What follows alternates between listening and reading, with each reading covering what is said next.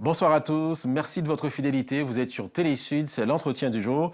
Entretien du jour avec Gabriel Mendo, spécialiste des questions militaires et aujourd'hui proche conseiller de la présidente de la République centrafricaine, Madame Catherine Samba Panza. Gabriel Mendo, bonsoir. Bonsoir, Monsieur Guy Régis. Merci d'avoir accepté notre invitation. C'est la deuxième fois que vous venez sur ce plateau pour parler de ce pays, la Centrafrique. Quelle est la situation là-bas concrètement aujourd'hui à Bangui ? Bon, la situation en Centrafrique, elle est difficile, que ce soit la question sur la situation humanitaire, la situation politique, la situation sécuritaire, elle est difficile. Bien que la présence des forces internationales, y compris la MINUSCA, les Sangaris aussi qui sont là, mais la situation elle est fragile.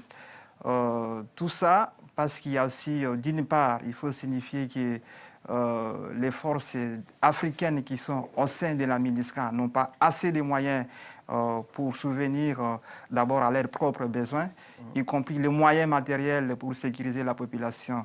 Il n'y en a pas, le pays est vaste et puis il y a beaucoup de groupes armés. Aujourd'hui, il n'y a pas seulement le phénomène des Séléka ou des Anti-Balaka.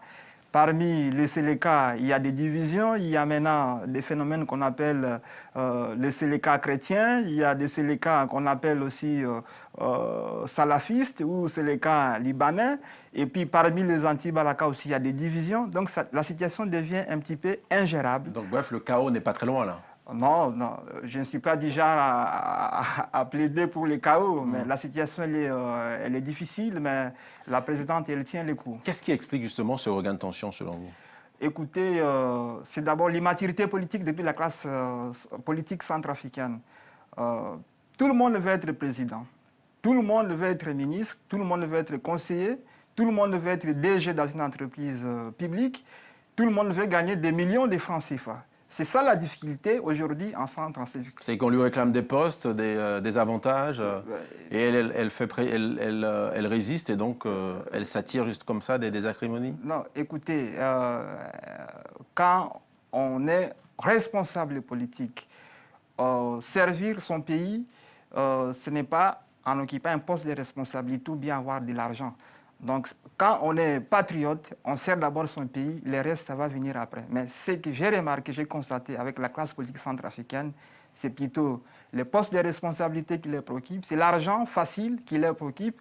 Tout ça parce qu'il y a l'impunité totale. Il n'y a pas la justice qui fonctionne en RCA, il n'y a pas de forces de police, il n'y a ni la gendarmerie ni l'armée. Malheureusement, la force internationale qui est sur place, y compris les Sangaris, pour le moment, je ne sais pas s'il faut dire que ces forces-là continuent de cajoler tous ces fauteurs de troubles, parce que la méthode qu'il fallait appliquer, c'est la méthode des forces, c'est-à-dire arrêter tous ces fauteurs. Ils sont bien identifiés, tous ces fauteurs de troubles, ceux qui ne veulent pas la paix. Mais on les voit parfois trimballer avec certaines forces internationales. On se pose la question pourquoi. Nous espérons que dans les prochains jours, cette situation va se calmer. Mais la situation elle est toujours très délicate. Alors, il y a eu justement des affrontements dans un quartier qu'on appelle, on dit Boy Rabé ou Boy Rab. Oui, Boy Rab, oui. Dans le 4e arrondissement. Voilà, près de l'aéroport, qui a été fermé à un moment. C'est encore fermé ou pas en ce moment ou Non, la situation s'est calmée un petit peu. Certes, il y a eu un des responsables des Anti-Balaka prénommé Andilo qui... c'est pour des positionnements politiques aussi, et en même temps pour des raisons financières qui a tenté de secouer un petit peu la population, affirmer son autorité dans ces petits quartiers où le 4e arrondissement d'Abangui, ceux qui connaissent, c'est un quartier qui est acquis aux bozizéistes. Bon, voilà, c'était l'arrondissement où l'ancien président François Bozizé était candidat aux législatives face à M. Tiangaï. Mais actuellement, la situation s'est un petit peu calmée, mais la sécurité, elle est volatile, vraiment. Donc le 9 octobre, il y a eu la mort d'un officier pakistanais qui a été tué. 8 autres casques bleus donc, ont été blessés dans cette embuscade. Et puis la grève des chauffeurs de taxi, ça s'est réglé, ça s'est calmé ou pas? Mais c'est toujours compliqué de se transporter Non, je ne vous dirai pas que la situation est réglée. La situation s'est temporairement calmée. Mais nous ne voulons pas, la présidente et les Centrafricains elles-mêmes ne veulent pas des solutions temporaires. Est-ce qu'elle a perdu le contrôle, Mme Catherine Samba? Non, c'est mal la connaître que vous dire que non, elle a perdu le contrôle. Parce qu'on dit qu'il y a même des éléments de l'armée régulière centrafricaine qui participent à ces exactions. Est-ce que vous avez qui disent ça? Est-ce qu'il y a une armée centrafricaine? Où? Moi, je ne la vois pas. On ne connaît pas où cette armée se trouve. L'armée centrafricaine, depuis la chute du président Bozizé, elle n'existait pas. Elle n'existait pas. On peut dire qu'il y a quelques éléments de FACA qui sont avec les anti-Balaka ou parfois qui sont aussi avec les Séléka. Donc le FACA, c'est les forces armées centrafricaines. Oui, voilà. Mais pour le moment, on est en train de reconstruire l'armée centrafricaine. Mais elle n'existait pas, l'armée centrafricaine. Donc vous qui êtes un ancien militaire, vous y participez à cette reconstruction? Vous apportez votre soutien? Oui, on essaie d'apporter le soutien et puis les conseils, qu'est-ce qu'il faut faire et qu'est-ce qu'il ne faut pas faire. Mais ce n'est pas évident. Quand on n'a pas des hommes et des femmes loyaux aux autorités de la transition, c'est très difficile de constituer une armée sur place parce que chacun vient avec des visées. Et la complexité de l'armée centrafricaine aujourd'hui, elle est très politisée. Derrière des gens qui viennent là, ils viennent avec des ambitions politiques parce qu'ils sont derrière un tel leader ou, voilà, ou tel monsieur ou telle dame. C'est ça la complexité. C'est très difficile de trouver des personnes intègres et loyales au gouvernement. Est-ce que parmi ces personnes, vous intégrez notamment les anti-Balaka qui participaient au gouvernement, qui ont annoncé leur démission? Ils ont quitté le gouvernement. Il y avait 2 ministres chargés notamment du tourisme et de l'environnement qui ont suspendu leur participation. Ça, ce n'est pas très bon signe non plus. Mais, écoutez, ça c'est une plaisanterie parce que ce sont les mêmes gens des jours qui vont demander des postes de responsabilité chez la présidente et attendre 2 jours après qu'il démissionne le gouvernement. Ça c'est une plaisanterie. Ce n'est pas connaître l'homme centrafricain qu'on peut croire à ça. Je ne crois pas à cette démission. C'est une communication politique de la part des leaders des anti-Balaka pour essayer de mettre un peu la pression. Mais je pense qu'il faudrait que la communauté internationale fasse quelque chose, c'est-à-dire commencer à ouvrir les dossiers judiciaires de chacun de ces responsables des anti-Balaka et des Séléka. Tout celui qui a le sang dans ses mains doit répondre de ses actes devant la justice internationale. Quelqu'un comme Patrice-Edouard Ngaï Sona a réclamé la démission de la présidente. C'est des gens qui ont des dossiers aussi? Écoutez, le comité des sanctions des Nations Unies est bien placé pour répondre à cette question.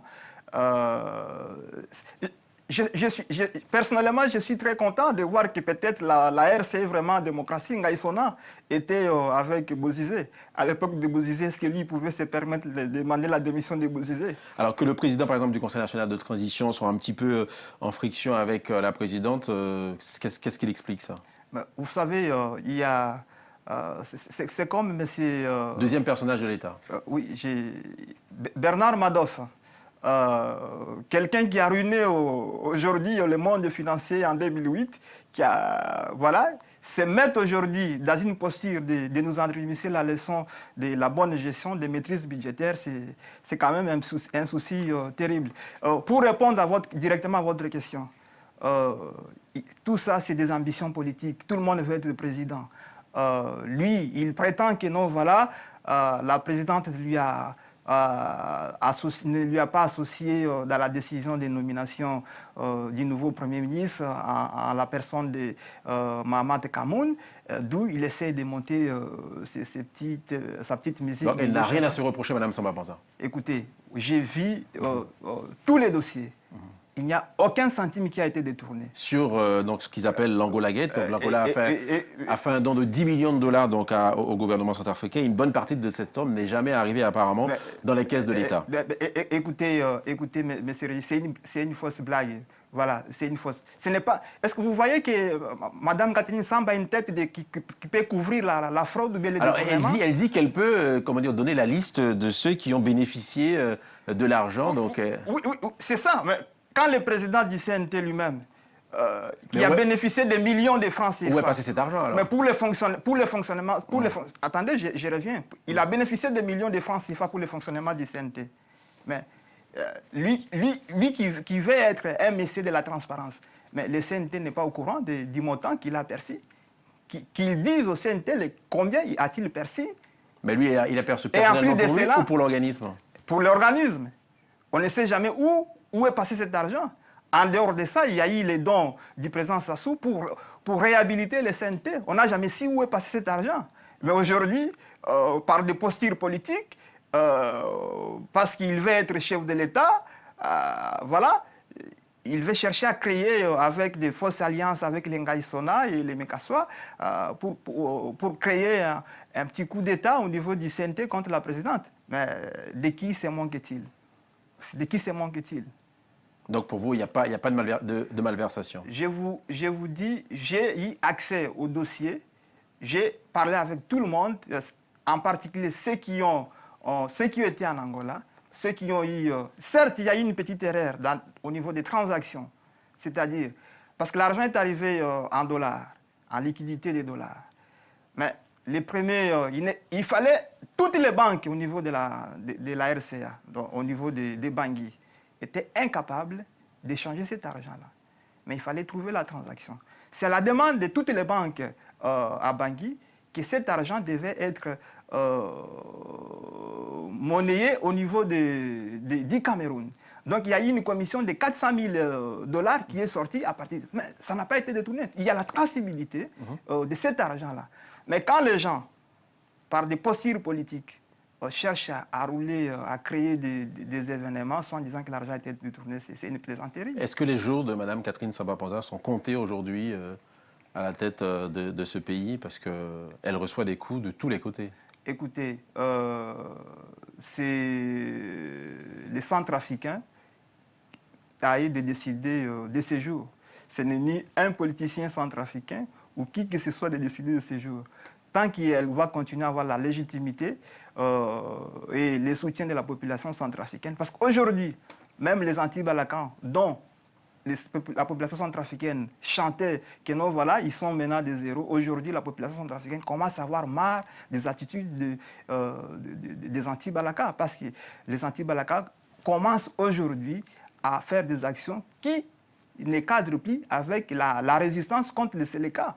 Aujourd'hui, les gens disent que non, voilà, qu'on laisse la présidente diriger la transition pour qu'on organise les élections. Mais tous ces gens-là, on perd des élections. C'est ça. C'est la crainte.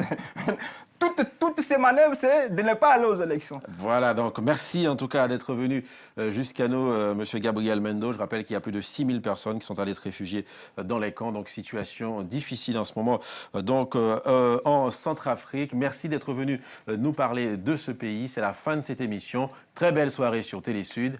À bientôt.